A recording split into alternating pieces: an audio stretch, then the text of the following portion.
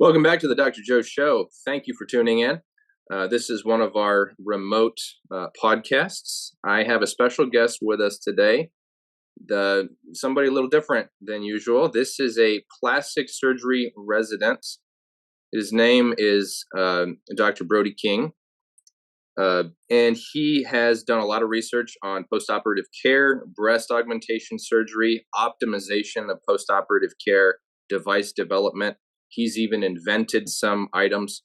And rather than preface exactly what we're going to talk about, I'm just going to have Dr. Brody, please take it away. Welcome.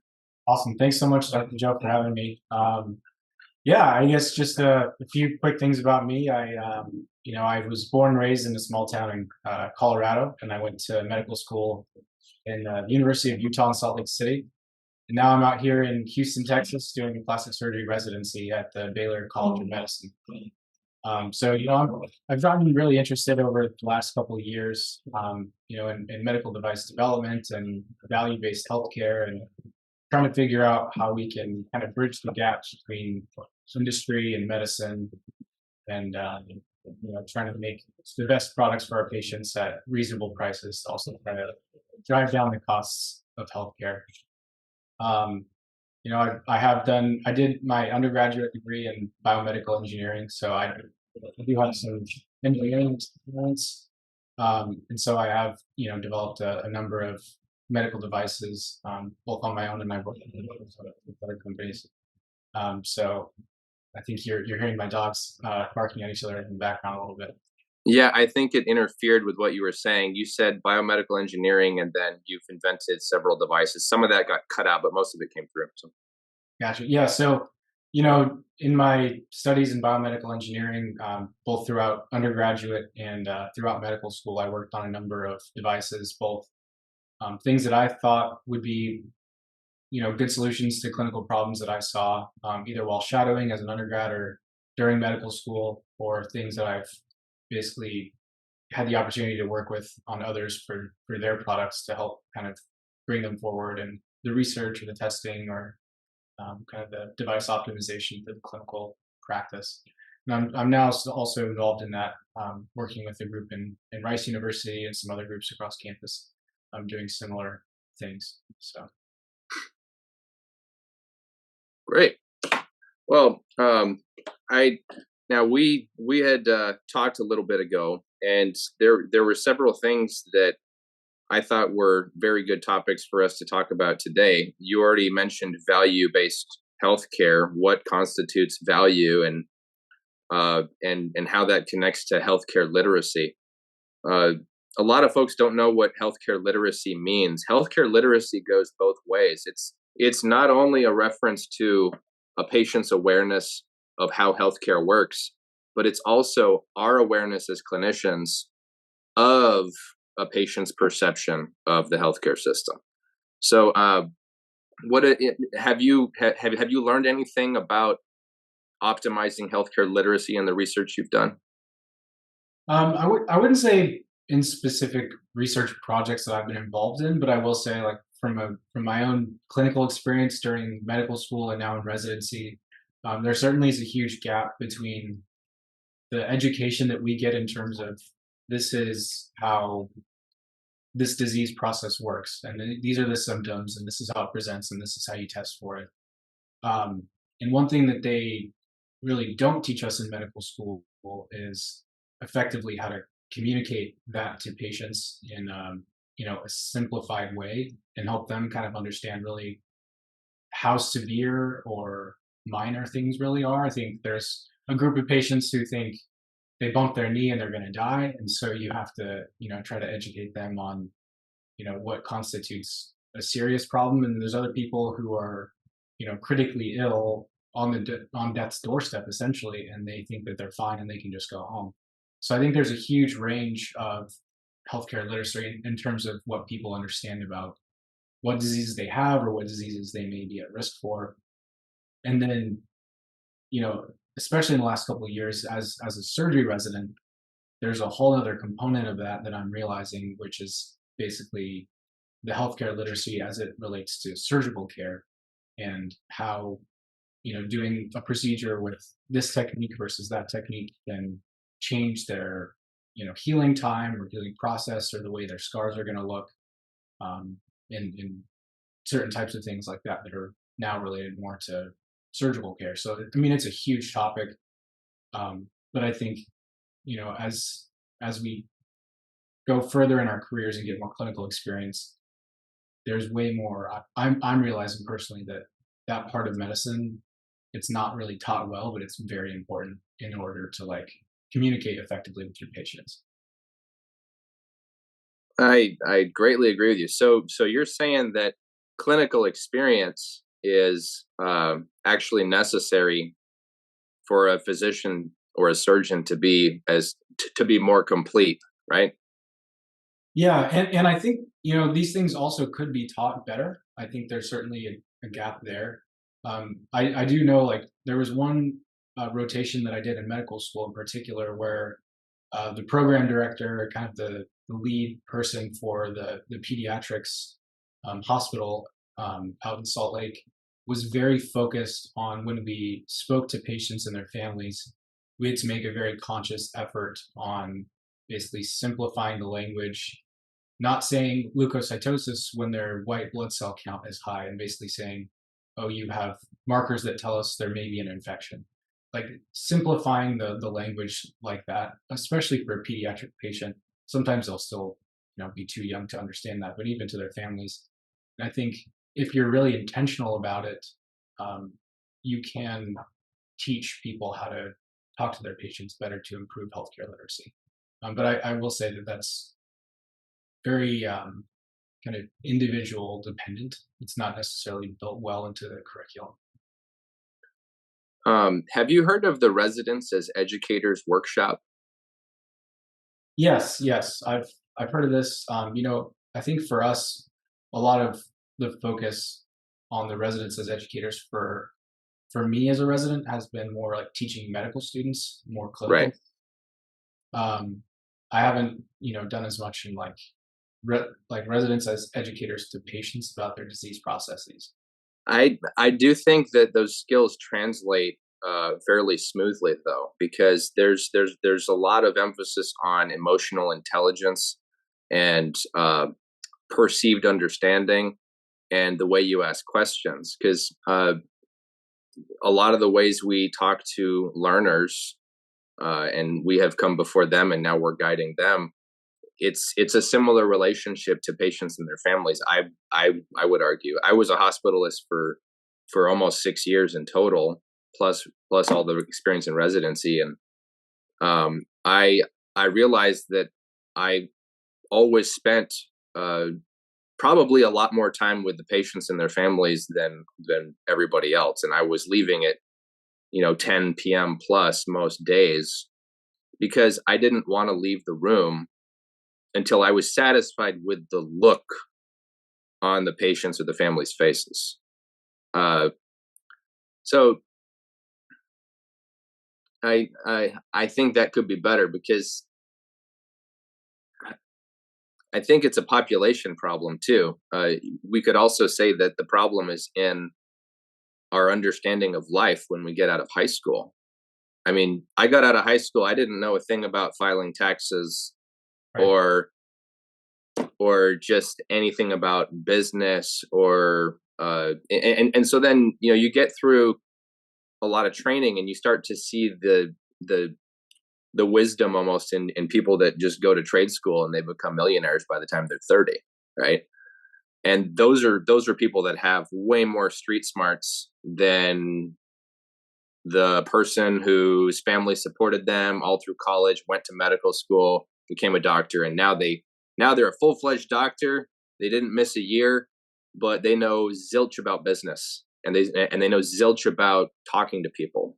Uh, so maybe the issue is maybe it's a societal issue, right? I mean, how, like, what percentage of this do you think falls on our medical training, and what percentage falls on, I guess, upbringing of children and beyond? Yeah, I mean that's a a good point. And it's it's a very complex system, and the healthcare system itself. is really complex, and just depending on how you interact with that as a young age, whether you're sick as a child, or if you go to the doctor for a once a year checkup, or if you only go for your required vaccines so you can get into school. I think there's um, a lot of variability in terms of how how much people access healthcare in general, and a lot of that does relate to the healthcare literacy. So I think as a society, we certainly need to improve on that in terms of understanding awareness for the big problems that can kill you the fastest, I guess. I know you have Hmm. done a lot of work in nutrition, and obviously there's with the obesity epidemic, I think there's a lot of people who are just now kind of coming to basically just accept the fact that we have epidemic levels of obesity, but there's more conversations about acceptance and less about how the impacts of this obesity in terms of cardiovascular outcomes. And like I think it's good to accept people, because some people, there's genetic components, and obviously there's that whole that's a huge topic that's multifactorial as well. But there's less talk about the healthcare impact of these issues. There's components on we need to stop vaping, but we're not talking as much about what happens when you do vape and when you do smoke cigarettes, and how that can affect your long-term health outcomes. And it's more about an authority figure telling you what to do or what not to do, and having someone tell you not to do something, especially in the youth, populations, probably makes them want to do it more. And there's some research on that topic, like these anti-smoking campaigns, and how Hmm. Dare. yeah, like Dare, it's been very ineffective at reducing drug use and tobacco And use. and the smoking companies know that. That's why they funded it. It's all publicity is good publicity. So you talk about it, I think that kind of principle applies as well. And so, it's tough. I think if we need to talk about these problems, and I think we need to be a little bit more blunt about what it looks like when you have these long-term chronic issues related to these issues. And I think a lot of it relates to the healthcare literacy and people just not understanding what that really means to have cardiovascular disease, and what it looks like when you have a heart attack, and what a patient who's like post-op day one after a cabbage looks like in the hospital, Mhm. with gigantic swollen legs and a huge incision, and like on in the ICU with a tube down their throat, and they get a complication. Like I see And this, three chest tubes. Yeah. like I see this day in and day out in surgery, and it does not look fun. Like I would not want that. I think the same thing goes for like COVID. Like when COVID came out and it became, this huge issue, that was like right when I was starting my clinical rotations as a medical student. And I go to work and I see people on the ventilators and people coding with like massive PEs. And I come home and my roommates are talking about how it's like a conspiracy theory. And I'm like, all right, well, like let's take a camera into these ICUs, and you can see like Hmm. maybe it's not going to happen to you, but like I don't think people understand the reality of the consequences of these decisions. And I think that's Hmm. part of us. What was the last thing you said? It got cut off.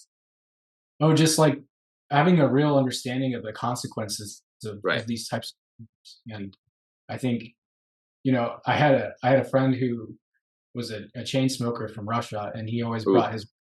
he brought his Russian cigarettes, and the backs of the labels have pictures of like terrible like skin cancers and stuff, and it's supposed to make you less likely to smoke. I think there's also some data that doesn't help either. So maybe that's also not the approach. But I think if we get enough smart people in the same room to talk about it with not only doctors and scientists, but also people in the general population to talk about what is the best way to improve healthcare literacy. Well, I mean, psychologically, a lot of these problems are one and the same. The obesity epidemic, the smoking problem, the illicit drug problem, alcoholism. even social media, it's all dopamine. It's all dopamine imbalance, and when people aren't even aware of how their dopamine can get hijacked by all these different things, they become more or less a slave to these things. And that's why one of my mentors has a saying: discipline brings more freedom. More discipline is good, and that's how you open up more freedom in your life. So I I think it just comes back to what is allowed. Now, I think there's a lot of conspiracies that that are there that don't have to be outlandish. For example, the high fructose corn syrup industry. The federal government subsidizes corn like people wouldn't believe. So they'll hack all these crops of all these leafy greens and all the colors of the rainbow of all these healthy vegetables, and they just grow corn solely for the purpose of making high fructose corn syrup and making grain alcohol. And then the fructose goes into our system, it goes into our healthcare system, it goes into mainstream food, and it hijacks your dopamine. And then we could go on and on about the biochemistry of what fructose does to your body. It's basically the same metabolism as alcohol in terms of your liver. So what do you think, or do you think that there's any change in the future for nutrition, at least in hospitals? Like, what do you think it would take for us to change the nutrition of hospitals? Because it's dismal right now. I mean, unless you go to a blue zone, it's dismal. Right. Yeah, I mean, I think that's one of the most common problems that I see in the hospital, or I guess not, maybe not necessarily like problems per se, but just complaints that I hear from patients is like this hospital food sucks. And you see the hospital food trays and they bring it, and it's like elementary school cafeteria level sometimes, and Hmm.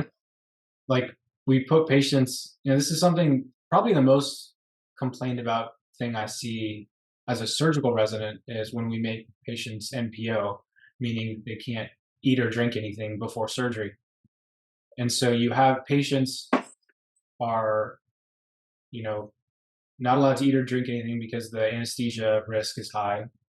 So they'll be, and depending on when they get scheduled for surgery that day, or if they came in as an emergency, sometimes we just have them as it's called an add-on, meaning we get to it when we get to it. And so sometimes Hmm. we'll be sitting in the hospital, haven't eaten or drinking anything since midnight, and if they're lucky, they get their surgery at 4 p.m.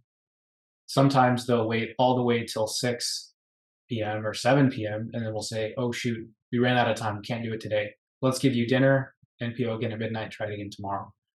And especially at the county hospital that I work at, where there's a high volume of trauma and a high volume of add-on cases for urgent surgeries for broken bones or what have you. Sometimes patients will be getting one meal a day for 4 or 5, 6 days in a row when they're as an add-on, basically waiting for their surgery to happen. And so the lucky patients are the ones who get to eat terrible hospital food, and the unlucky ones then are basically just sitting there starving. And there's after you have that for long enough, then we talk about the IV nutrition and the parenteral nutrition through the IV that has its own risks. Oh yeah. And so nutrition in the hospital is it's tough because you need to have nutrition to heal, especially from surgery, and to get better. But oftentimes we're starving patients while they're needing to heal the most. So I mean it's a necessary evil, but there certainly could be improvements made in how we schedule surgery to reduce how long patients are not eating or drinking anything. Yeah, if there was a way for, I guess the surgical team, maybe anesthesia or some extension of anesthesia, maybe they take control of the NPO orders, and then there's sort of an automatic assumption, a safe assumption by the nurse that, like, okay, this means your surgery is tomorrow. and then you create an expectation and you manage an expectation so that now the patient understands why they're suffering, because we'll make people NPO. Like, I remember rounding on people and they're waiting for a procedure, and sometimes they wait several days, and I noticed that I had to put pressure on whatever service. I had to call whatever, like the mid-level or the student or whoever. I'm like, okay, my patient needs to know. I'm trying to manage their expectations. That's all I'm trying to do here. Whether it's GI or pulmonary or whether it's the surgeon, I always tried to manage those expectations. And when the patient knew, like, hey, well, it might be tonight, but it might get pushed till tomorrow, so then I can't eat for 2 days. When they know that, they're way less angry. Yeah, and that's a point that is, very, I guess, harped on us as trainees, is to make sure people are aware of that situation. If they are an add-on case, we always try to let them know that that's a possibility. Yeah. Uh, but it's tough because sometimes, despite our best intentions, we want to do the surgery. We have you scheduled for 4 o'clock, and then the surgery before has a complication or takes longer Hmm. to show. Or it's a trauma. A trauma comes in and that just botches the next 2 days. You know.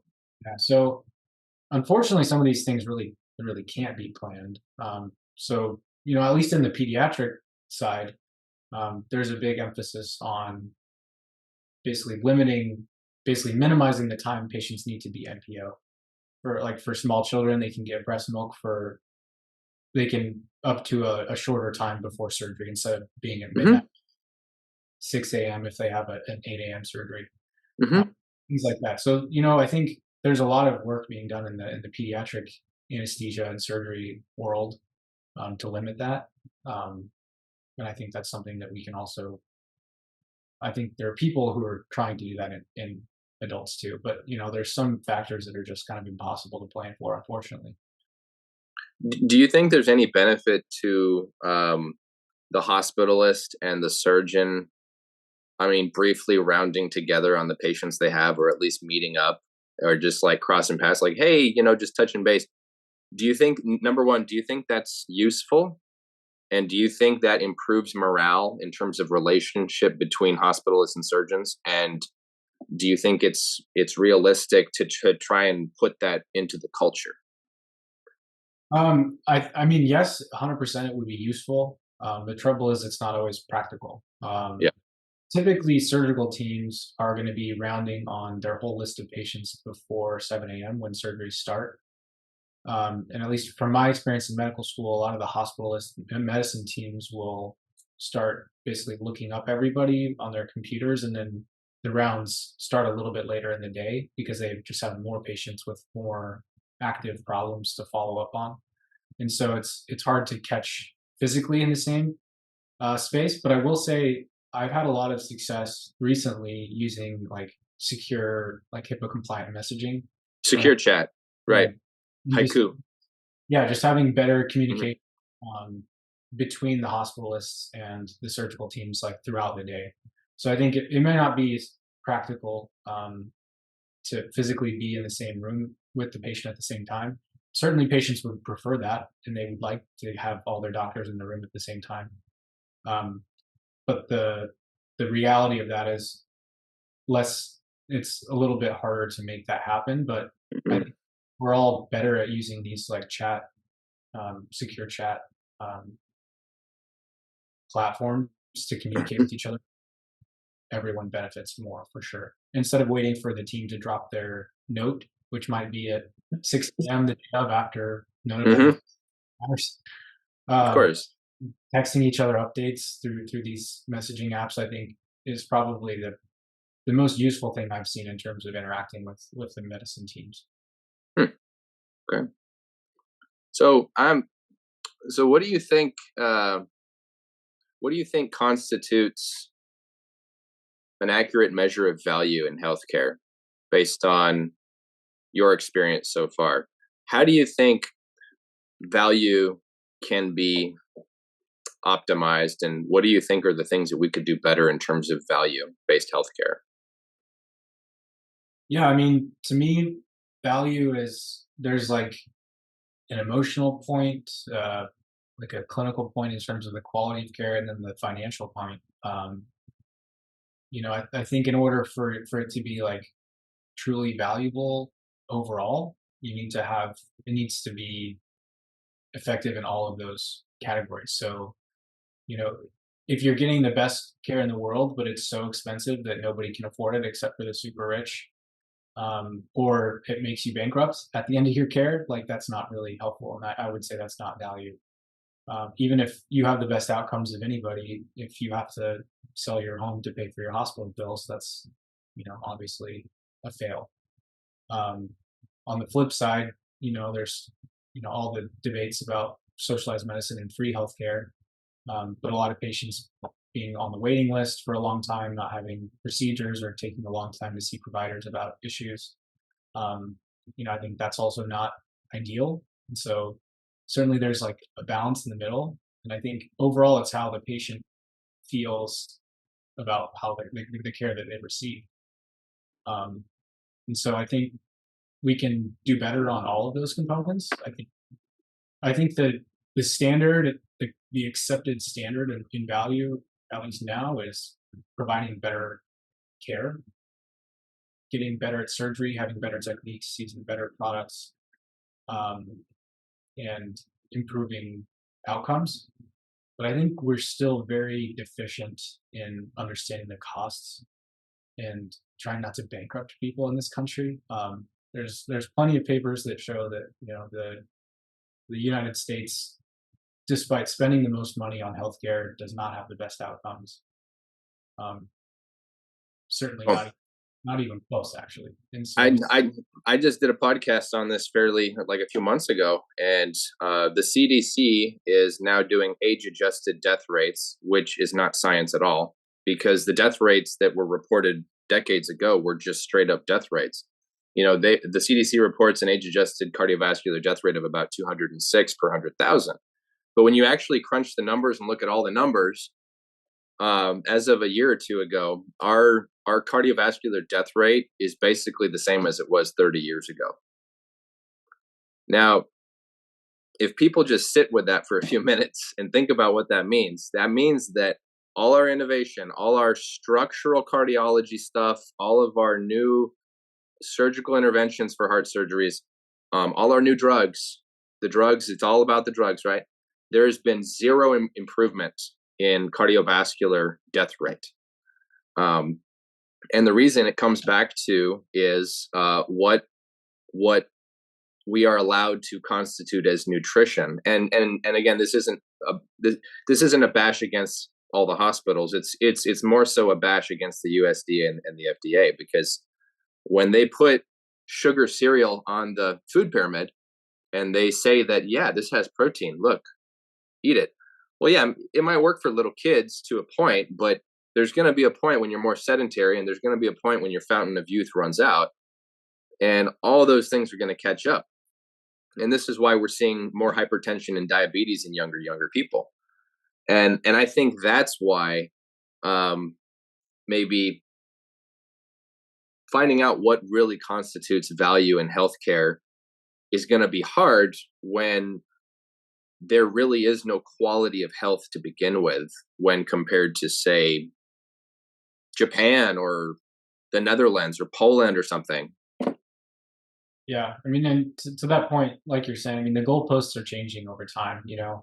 As as we progress as society in the last couple of years, we're generally being less healthy with our overall choices.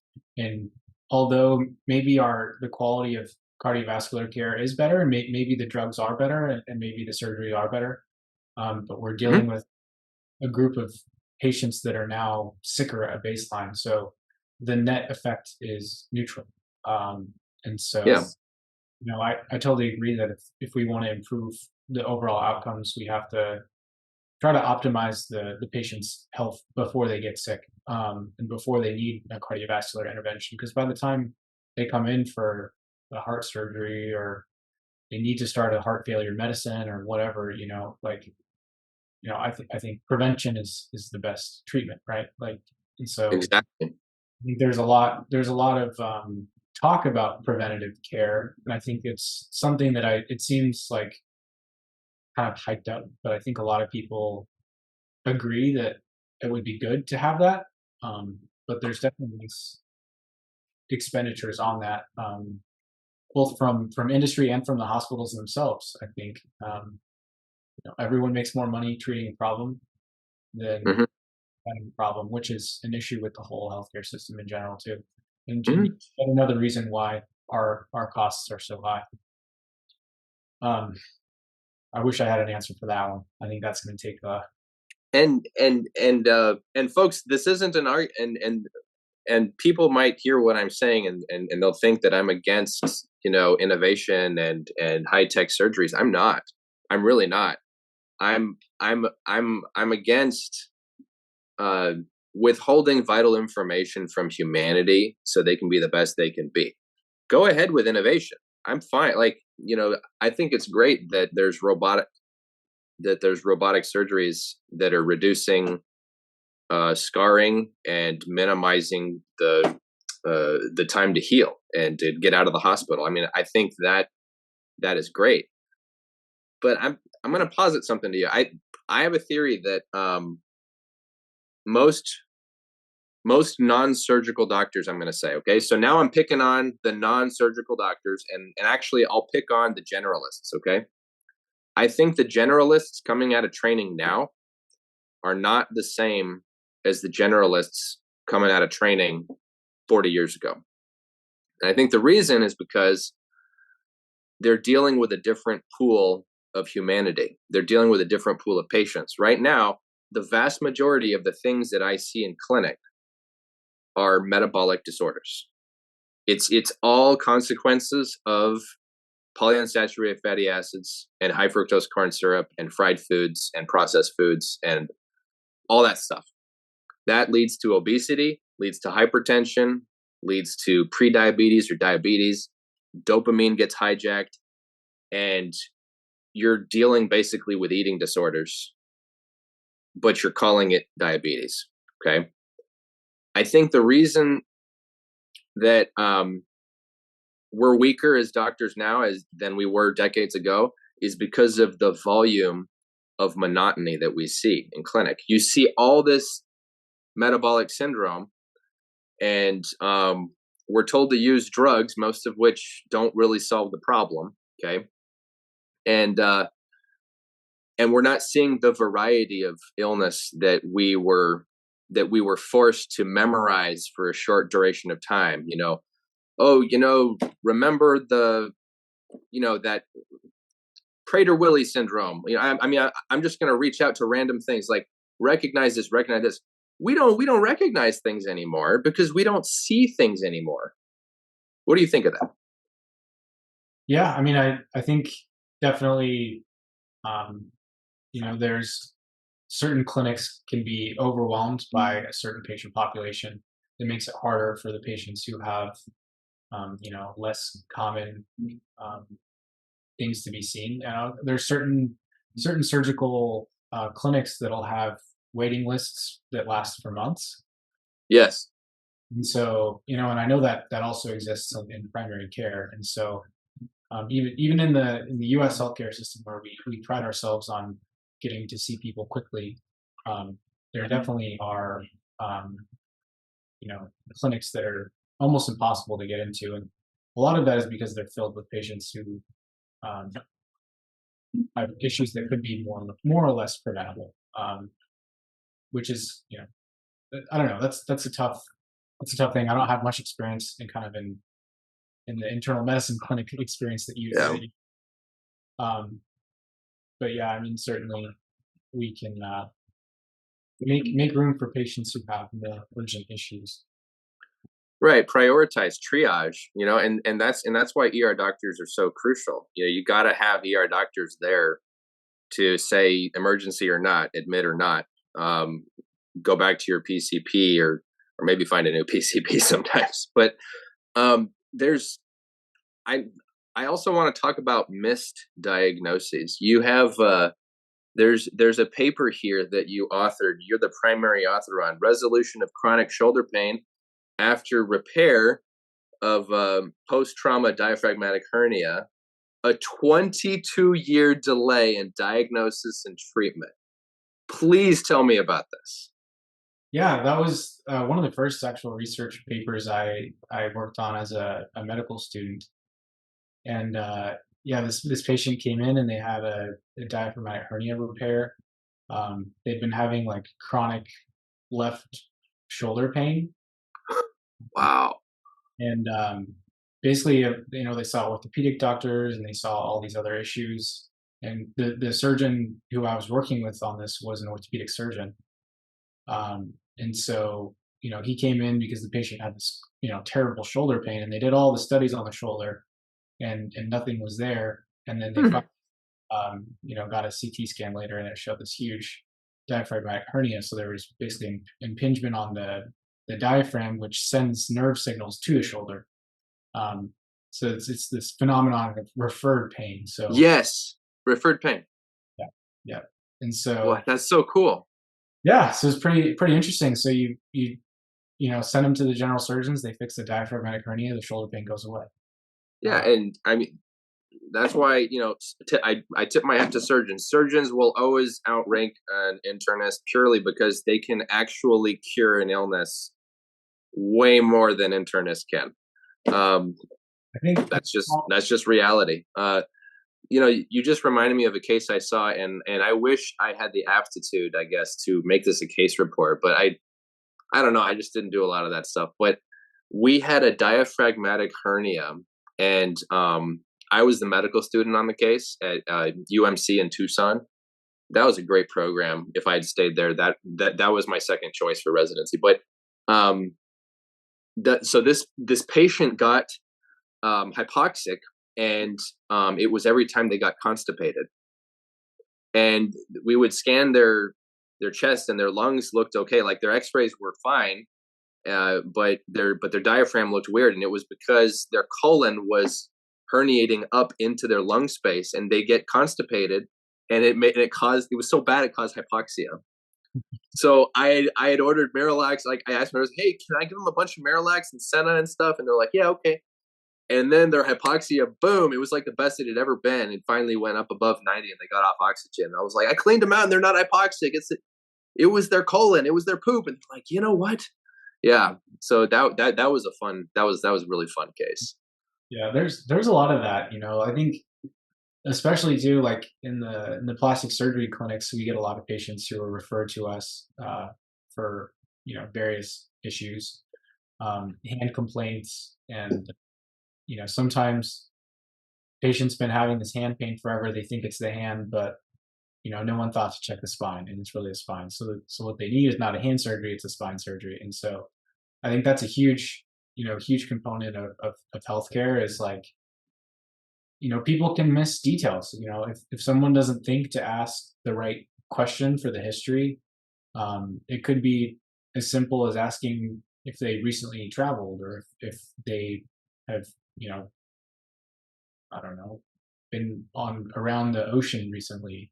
And, there's certain like weird, subtle things that someone could forget to ask, which is totally reasonable. And then they start thinking about one thing, they send them to the wrong specialist, and the specialist's like, well, that doesn't quite make sense. And then they do more tests. And sometimes, you have to bounce between multiple specialists to find out the real answer. And I think to some degree, that's the benefit of having this world of subspecialized medicine that we have now, is everyone's kind of, it's good and bad, right? Because you have people who are so focused on their one niche, they probably will miss issues related outside of their niche. But then Mhm. when there's someone to them for their specific expertise, they know when it's not that. So in some ways, having a great primary care doctor and an internalist um, is kind of, I guess, they really are the quarterback of your care. And so they can see things and identify things and send you to specialists, and then the specialist can make a determination of, is this something you need to be worried about or not, or am I the right specialist? But unfortunately, sometimes you have to bounce around for a while before the diagnosis is found. I second and third and fourth your comment about taking a good history, because anywhere from 92 to 100% of your management can come from your history. That's why, as a hospitalist, one of the worst things that you can get as a hospitalist is the encephalopathic patient who doesn't talk. Those are the people that you're like, shotgun blood tests, imaging, and pan culture. You get the frying pan and you wave it around. Frying pan culture. My dad joke for the day. But so the history is really important. Like that's why, again, I'm gonna hammer on nutrition and I'm gonna hammer on exposures. I just saw. I'll say. I told him I was going to do this. I'll say a middle-aged male recently. He was having perineal pain. Okay. Now, for the audience, perineal is the area between your scrotum and your anus. That's what the perineal area is. And sometimes when guys have a prostate problem that's really bad, if you press on that, there's severe pain, even though that's not exactly where the prostate is, right? So anyway, from the history, again, I don't have any records. Healthy guy. He was told by somebody months ago that he had prostatitis, but there was no real good workup. He was just told he had it. They treated him with antibiotics for 4 weeks, and his pain went away. But now he has the same pain again, and he's in front of me. So now I'm like, well, let's see, like, you're a younger guy. I'm already thinking of getting a pelvic MRI because I'm worried about you now, and I'm going to get a urine test. His urine was clean. And so I went straight for a diet history, and I found out that he was getting 5 to 7 hits of sucralose a day. Now, Dr. Brody, are you aware of sucralose? No, to be honest. So sucralose is you take the disaccharide sucrose, which is glucose and fructose together. That's like table sugar, your white granulated sugar. And you chlorinate it. So you take Hitler's chlorine gas and you go ahead and apply that to it. Now you have 3 chlorine atoms on it. So it's a halogenated hydrocarbon that's 200 times the sweetness of regular sugar. That's what used to be in Coke Zero. That's what's in Splenda. That's what's in a lot of these supposedly sugar-free items. But the research on that, the industry-funded research on sucralose, and that's a multi-billion-dollar industry, shows that it's safe. But the non-industry funded research shows that it's not. And actually, there's a study that shows that it causes listeria infections, promotes tumor growth. Okay, it's just and it's toxic to your liver because it's a halogenated hydrocarbon that doesn't exist in nature. So I told this guy to do one thing. I said, I'm ordering the MRI, but you're going to do one thing. You're going to get rid of everything that has sucralose in it. And I told them, based on my clinical experience, right? Because, the CDC isn't going to come out and say this. Wait at least 2 weeks before the pain totally goes away. Okay. His pain went away in 2 days. All of his symptoms vanished in 2 days of complete abstinence from sucralose. So he didn't order the MRI, and I said, okay, cancel it. So look at the healthcare costs saved, and you should have seen the smile on this guy's face when he came back in the clinic. He's like, "It's gone," and I'm like, "Yes, yes." So that's a perfect example of taking a nutritional history. And aspartame is even worse. Aspartame can cause even worse symptoms to people. You're aware of aspartame? Yeah. Anyway. Yeah. But see, yeah, like, as a surgeon, like, you don't care about that stuff, and you shouldn't care about that stuff because you're doing surgery, right? So, but like the vast majority of internists and only half of neurologists, see aspartame as toxic, by the way. But like most internists, unfortunately, I don't think they pay enough attention to these 2 simple food additives that wreak havoc on people. yeah. And that also made me, think too a little bit about, like, in the context of value-based healthcare and taking a good history, and in your point of, taking a better history helped you avoid a very expensive imaging study. mm-hmm.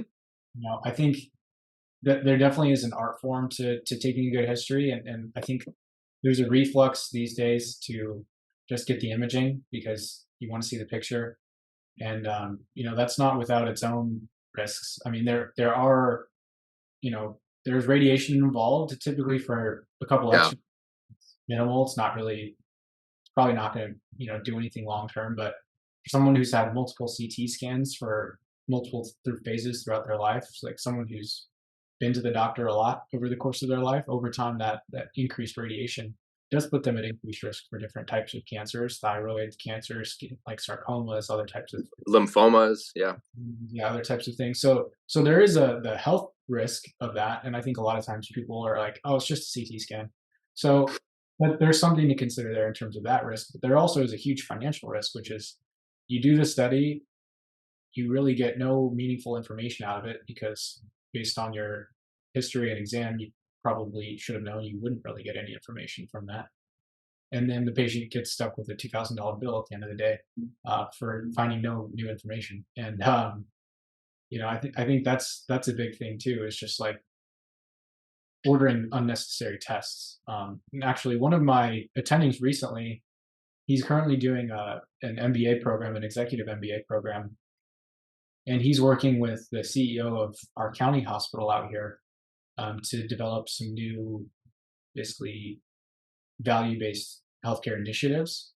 And one thing that they did that was amazing, so simple, so easy, for all of the outpatient primary care clinics, whenever they go to order a vitamin D level, they pop up with a window that just says, "Hey, are you sure you want to get a vitamin D level? Here's the Hmm. data that shows that vitamin D levels don't matter if you're not extremely deficient. And if you are deficient, you probably will have these symptoms."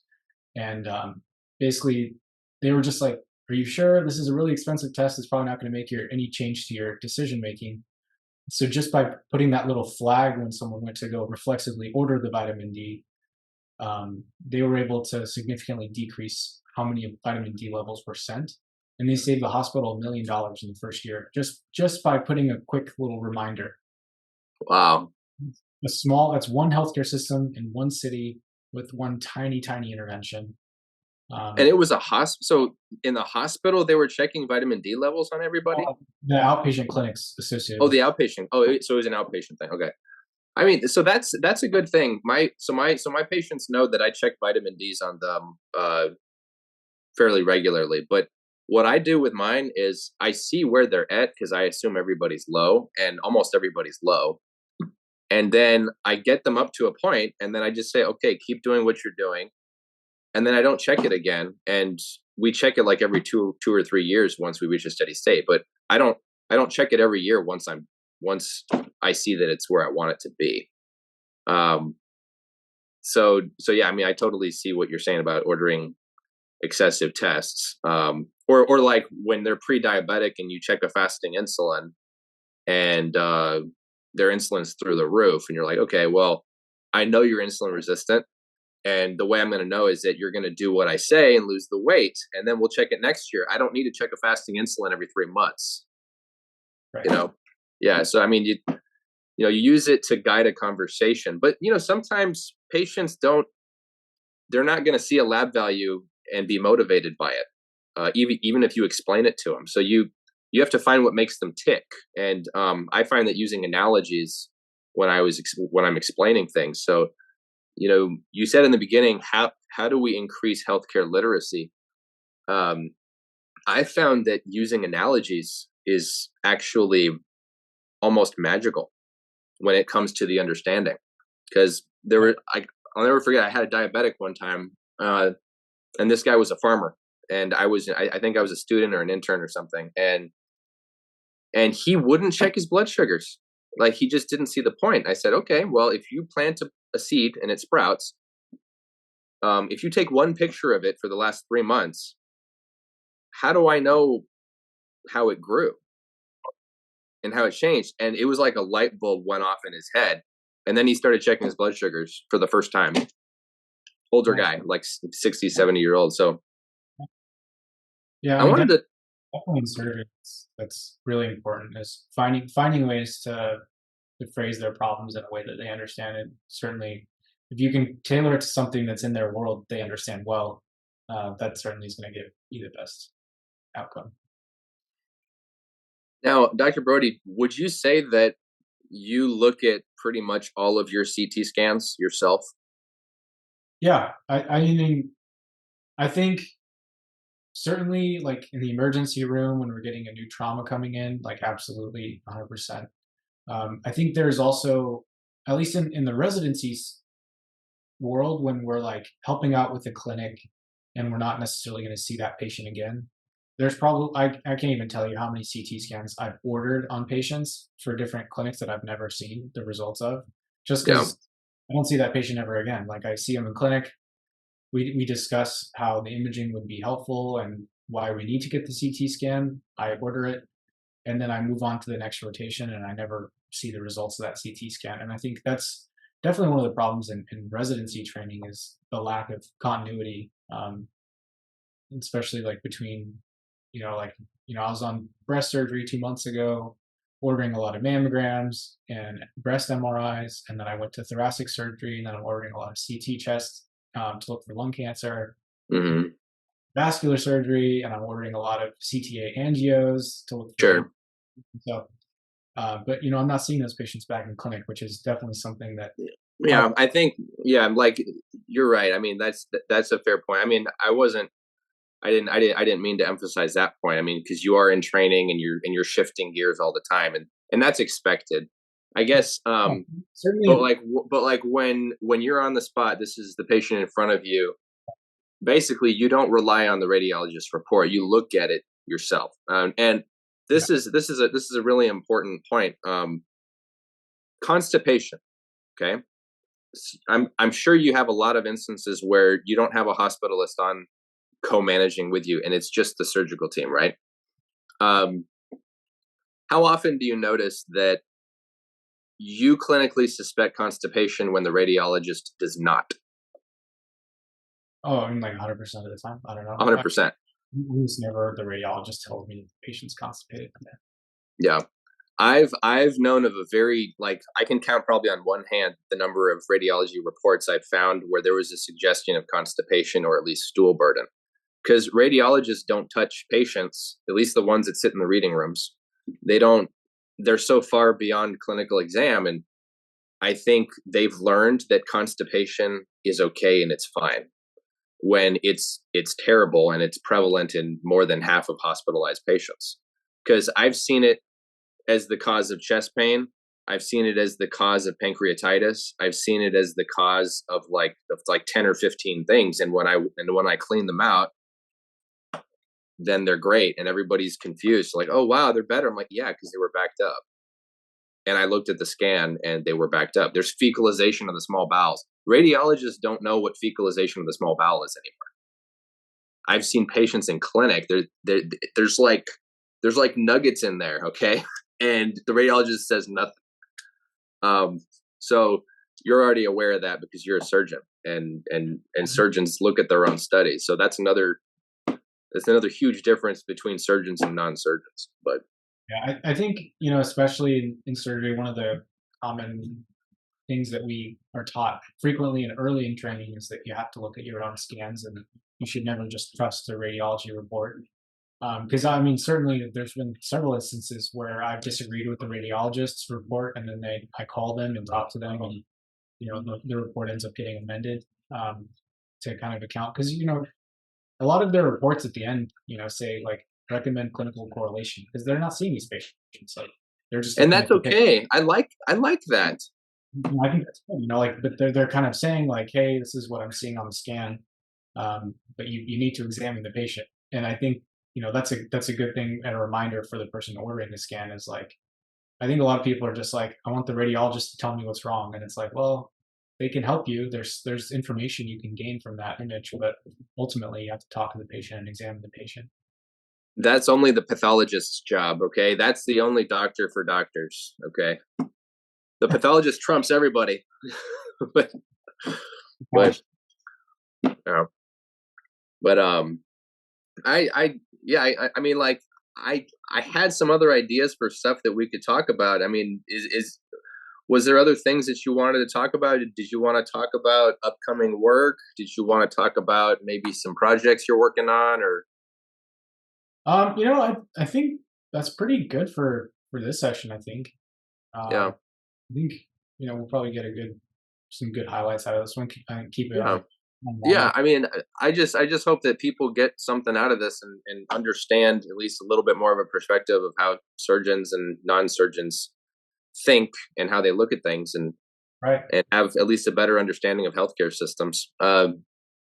So So, folks, once again, this is Dr. Brody King, plastic surgery resident. He's got a ton of research. It's widely available. You can go on scholar.google.com and find a ton of things. Just put Brody King in quotation marks, and you'll see pretty much everything he's authored or co-authored.